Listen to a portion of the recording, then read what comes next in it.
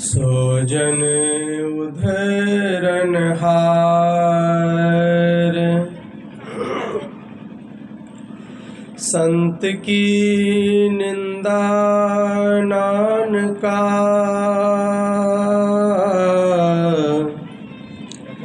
बहुरी बहुरी अवतार। सतपुरुष जिन जानिया,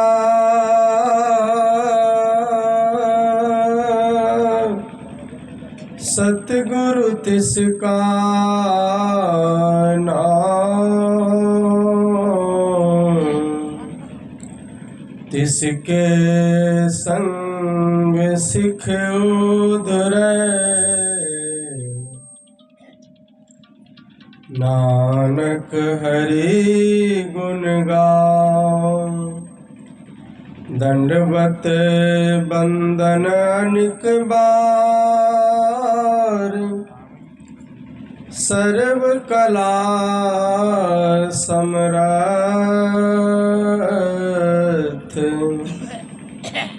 डोलन ते राखो प्रभु, नानक दे कर हाथ।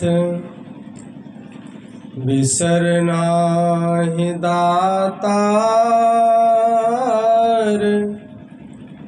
अपना नाम देहो, गुण गावा दिन रात। नानक चाहे हो, गुण गावा दिन रात। नानक चाहे हो। प्रेमी सज्जनों, माताओं एवं बहनों, एक आदमी ने अपने गुरु महाराज से पूछा, तो सृष्टि रचने की क्या आवश्यकता उनको जान पड़ी। तो गुरु महाराज ने कहा कि आप जो मेरे पास में आए हुए हैं तो किस काम से आए हुए हैं, यह तो आप ही न बतला सकते हैं, दूसरा कैसे बतलाएगा। परमात्मा ने दुनिया क्यों बनाई है, परमात्मा के पास जाकर के पूछ लीजिए। अब परमात्मा के पास जो पूछने के लिए जाएगा तो लौट करके आ सकेगा, वो परमात्मा ही हो जाएगा। फिर कहा कि नहीं, संत तो बतला सकते हैं, संत तो पहुँचे भी होते हैं। कहा बतला तो देंगे लेकिन समझ नहीं पाइएगा। समझने के लिए भी मेधा शक्ति चाहिए ना, समझने के लिए भी उतनी योग्यता चाहिए। अब छोटे बच्चे को पीएचडी की बात समझाएगा तो कैसे समझेगा, जो नर्सरी का बालक है। तो इसीलिए फिर कुछ लोगों का ख्याल होता है कि जैसे बारिश का जल क्रमशः नदी, छोटे नालों से बड़े नालों में और बड़े नालों से नदी के रूप में बदलते हुए समुंदर में मिल जाती है ना। समुंदर में फिर भाप बन करके सूरज की गर्मी से फिर बादल बन जाता है, और फिर वही जल हम लोगों के आंगन में बारिश के रूप में पहुंच जाता है। तो कहीं ऐसा तो नहीं कि भगवान ने सृष्टि किया और हम लोगों ने मेहनत विशेष से साधना करके उनको प्राप्त कर लिया और दोबारा फिर सृष्टि होगी तो फिर हम ही लोग इस संसार में आ जाएंगे। तो गुरु महाराज ने कहा कि ऐसी बात नहीं है। एक होता है प्रशांत महासागर, जहाँ सूरज की गर्मी का प्रभाव उसमें नहीं पड़ता है, उसमें जो जल चला जाता है वह अचल अस्थिर हो जाता है। तो जो परमात्मा में मिल करके जो परमात्मा रूप हो जाएगा, उसको दोबारा आने का जीव को जरूरत यहाँ नहीं है। जैसे अभी हम लोग जिस धरती पर हैं, तो यह इनका जो गुरुत्वाकर्षण होता है, उसी के बल पर हम लोग खड़े हैं। और शून्य में कोई इतनी दूरी पर पहुंच जाए जो मध्य, तो जो जीव परमात्मा के आकर्षण में पड़ जाएगा, अभी संसार का आकर्षण में है तो संसार में है, और जो परमात्मा के आकर्षण में चला जाएगा तो परमात्मा की तरफ में खींचा चला जाएगा। तो दोबारा फिर संसार में आने की उसको जरूरत नहीं है, क्योंकि वो बड़ा चुंबक जब एक बार खींच लेगा तो छोटा चुंबक उसको की शक्ति काम करेगी? नहीं करेगी। परमात्मा जो है वह सभी ऐश्वर्यों का मालिक है, सभी समृद्धियों का ढेर है, सभी शांति का स्वरूप है, सभी सुख का सागर है। हम लोग छोटा छोटा सुख खोजते हैं, थोड़ा सा धन हो जाए, थोड़ा सा पद हो जाए, तो उसी में मतवाले हो जाते हैं। आप परमात्मा के हाथ में कितना कुछ है, किनको क्या 1 सेकंड में दे देगा, किन से क्या 1 सेकंड में छीन लेगा, सब उनके हाथ में। इसीलिए कबीर साहब ने कहा है, दुविधा को करी दूर धनी को सेव रे, तेरी भव सागर में नाव सूरत से खेव रे। कहते हैं दुविधा को छोड़ करके धनी अर्थात परमात्मा की सेवा कीजिए। यहाँ जो धनी शब्द लिखा है ना, वो परमात्मा के लिए लिखा है। कबीर साहब की वाणी है, मंगल के तर्ज पर है, वो भजन सागर में लिखा हुआ भी है। धनी क्यों कहा परमात्मा को? इसीलिए कि वह सभी ऐश्वर्यों का मालिक है।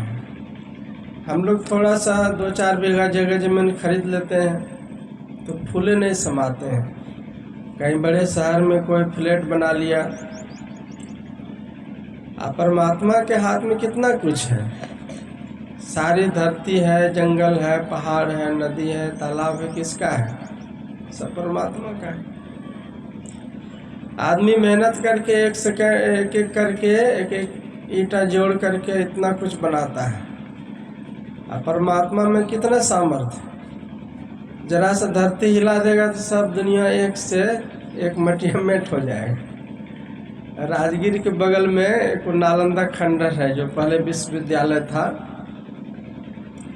तभी लोग उनको देखने के लिए आते हैं। मुश्किल से 10% भी नहीं निकला। वो 6 किलोमीटर मतलब सिलाव तक है, उस जो यूनिवर्सिटी थी न पहले, और कई तल में है, मतलब 2-3 मंजिल का है। जिस राजा ने बनवाया, अपना निशान दिया है, उनको बनाने का तरीका पहचान है। इतनी मोटी मोटी दीवार है, बिना छड़ का है, बिना सीमेंट का है। तो सोचिए उस जमाने में लोग कितना, अभी तो बहुत तकनीक आ गया, कितना मेहनत से कितना कारीगर लगा होगा, कितना टाइम लगा होगा। लेकिन समय जब बदला तो सब कुछ बदल गया कि नहीं बदल गया? क्रूर शासक आ गया, उसने सब जला करके राख के ढेर में उसको तब्दील कर दिया। तो समय पर विकास होता है, समय पर ह्रास होता है। ये सृष्टि, ये प्रकृति द्वय उत्पत्ति लय होवे प्रभु की मौज से। हम लोग रोज पाठ करते हैं ना, श्री सद्गुरु की सार शिक्षा याद रखनी चाहिए, अति अटल श्रद्धा प्रेम से। उसी में एक लाइन है कि ये प्रकृति द्वय उत्पत्ति लय, जड़ प्रकृति और चेतन प्रकृति दोनों उत्पत्ति होता है, लय भी होता है। होवे प्रभु की मौज से। किनकी मौज से होता है? या परमात्मा की मौज से होता है। ये अजा अनाध्या स्वयं है, हरगिज न कहना चाहिए। ये सब दिन से शाश्वत है या सब दिन शाश्वत रहेगा, ऐसा कभी भी नहीं समझना चाहिए। तो सभी ऐश्वर्यों का मालिक वो परमात्मा होता है। इसीलिए कहते हैं कि जब तक कि उस परमात्मा को कोई प्राप्त नहीं कर लेता है तो वह असली सुख नहीं पा सकता है और वास्तव में उसको शांति नहीं मिल सकती। झूठे सुख को सुख कहे मानत है मनमोद, अब काल चबेना जीव चबेना काल का कुछ मुख में कुछ गोद। कहते झूठे सुख को सुख कहे।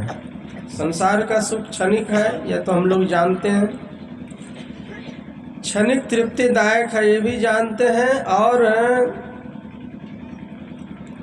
परिवर्तनशील है ये भी जान रहे हैं, बता चुका हूँ रात्रिकालीन के सत्संग में। और यहाँ फिर भी लोग मगन हैं, लेकिन कबीर साहब कहते हैं कि जीव जो काल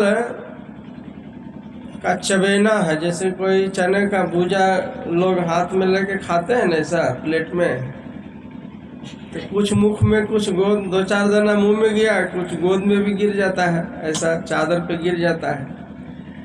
तो यह जो काल जो है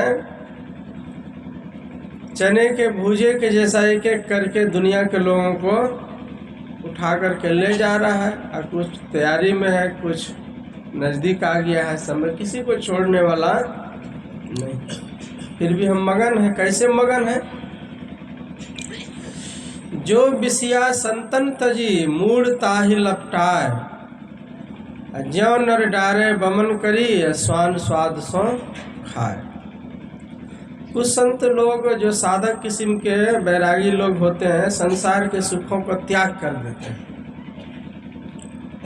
और कुछ लोग उसी में मगन रहता है, उसके लिए जान दे देता है उस चीज़ को हासिल करने के लिए। रात में कहानी सुनाई ना, करमती बाई एक साधिका थी,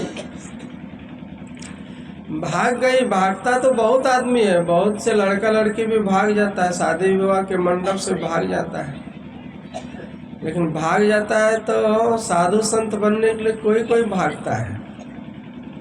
वो भागता है तो फिर संसार की तरफ में ही भागता है। संसार से विमुख होकर के भागने वाला कोई कोई बिरले होता है। तो जो भाग रहा है तो क्यों भाग रहा है? उसको कोई जन्म का संस्कार था, भाग गया। जैसे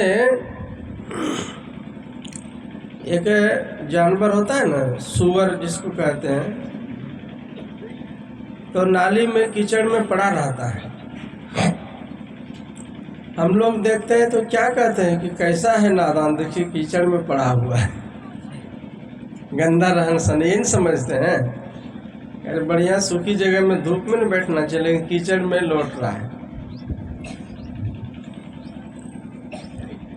लेकिन उसको उसी में सुख मिल रहा है। ज्ञान नहीं रहने के कारण निम्न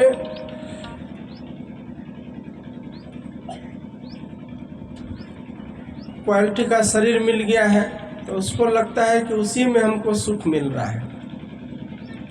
हम लोग देख कर हंसते हैं, भला कीचड़ में क्या सुख मिल सकता है, नदी नाले में क्या सुख मिल सकता है।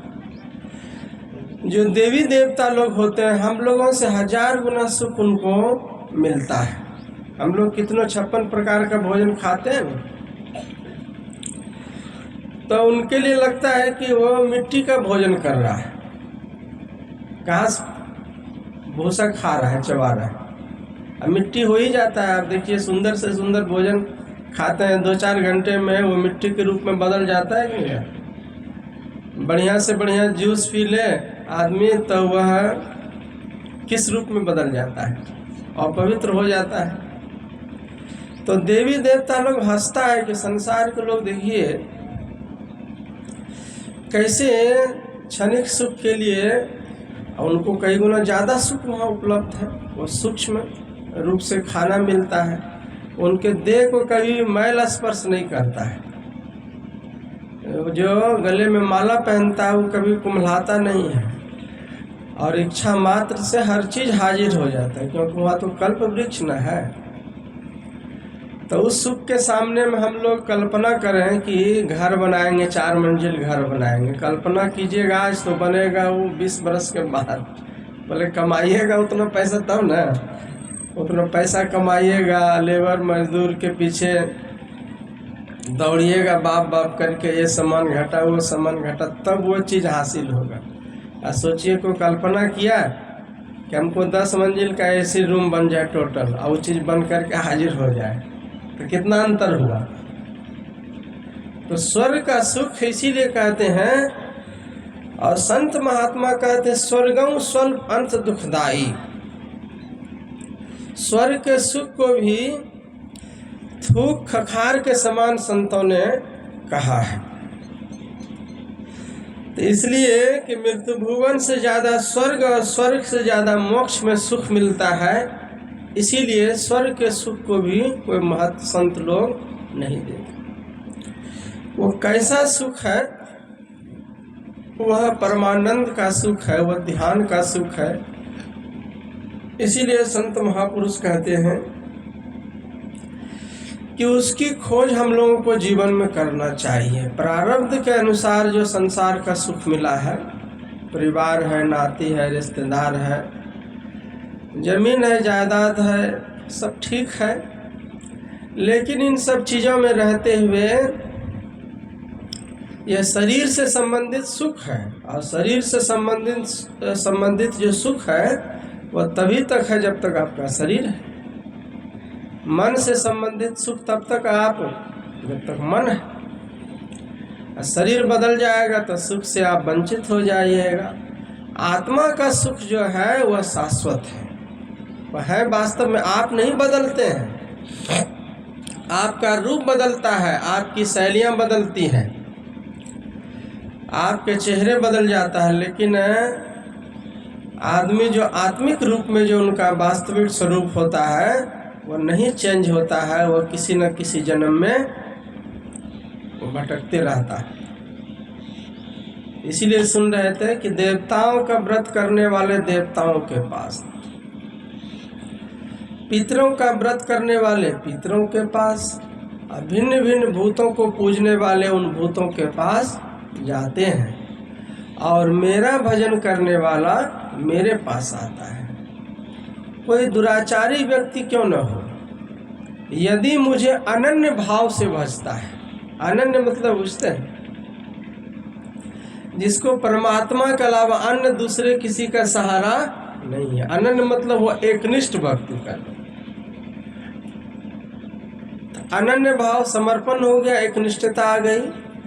वो चाहे पापी व्यक्ति भी कैसा क्यों न हो, एक दिन वह जरूर धर्मात्मा बन जाएगा। इसीलिए कि उसकी बुद्धि निश्चय है, कम से कम एक परमात्मा को मान रहा है ना, तो उसमें जुड़े रहने से जितनी भी बुराइयां हैं वो धार्मिकता में तब्दील हो जाएगा।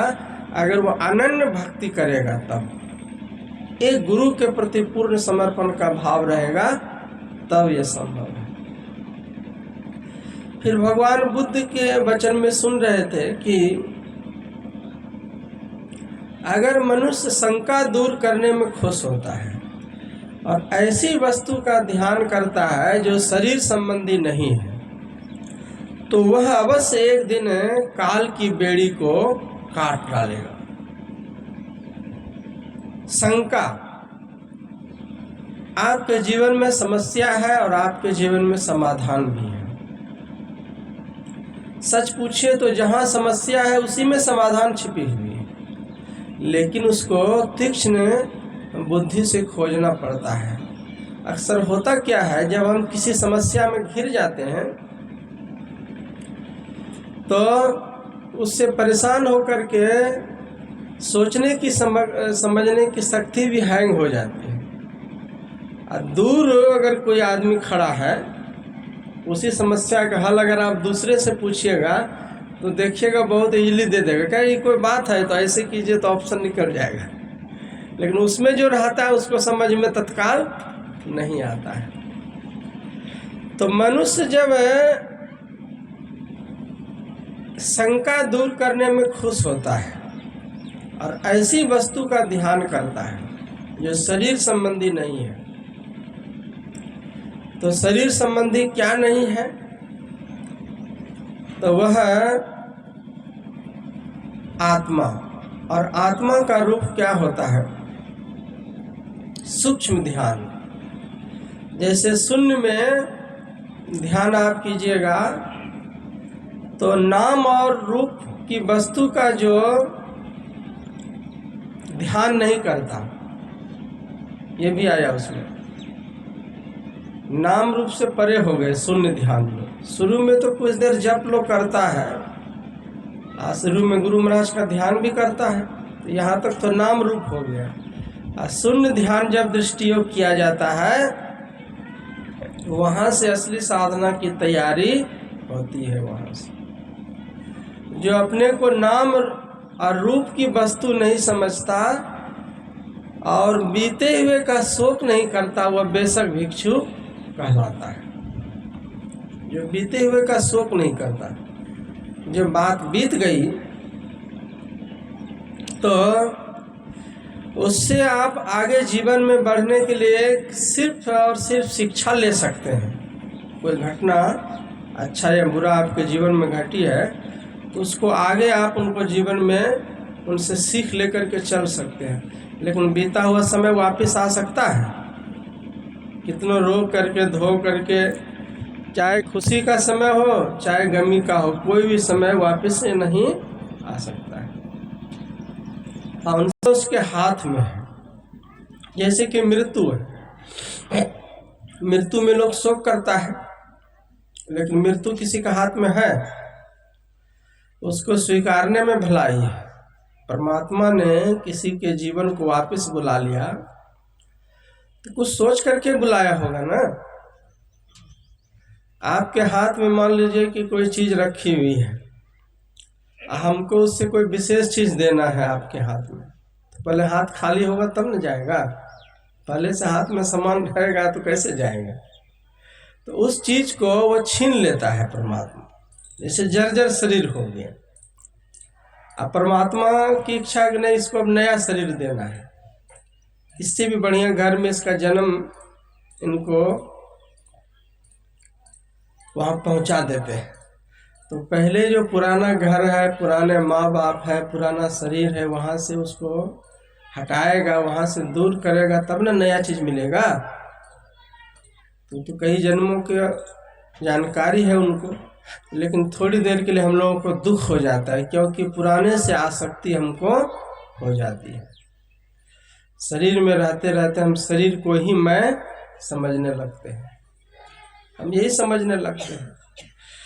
तो मृत्यु है परमात्मा के हाथ में, उसमें शोक नहीं करना चाहिए।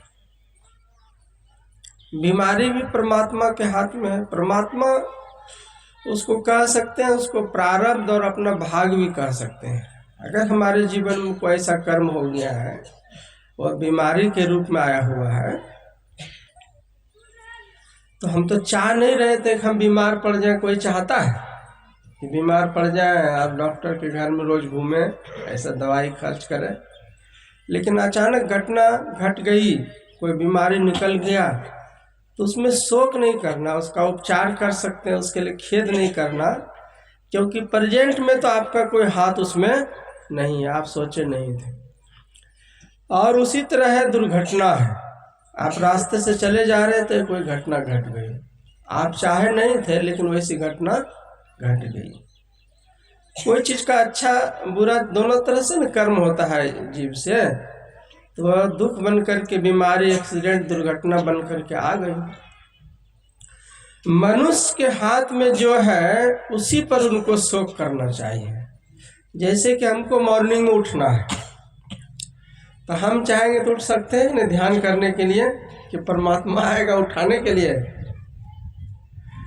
इसमें अगर हम आलस करते हैं, अनगैली करते हैं, तो ये हमारा दोष हो सकता है, ये हमारे लिए खेद का विषय हो सकता है कि नींद पूरी हो गई थी और सब तरह से हम स्वस्थ थे, और फिर भी आलस में हम पड़े रहे, और कुछ देर भी कुल्ला आचमन करके हम साधना नहीं किए, ये हमारी गलती हो सकती है और इसमें हम अपना खेद कर सकते हैं। जैसे आपका स्वास्थ्य, कारोबार सब अच्छा है, घर का आप मालिक हैं,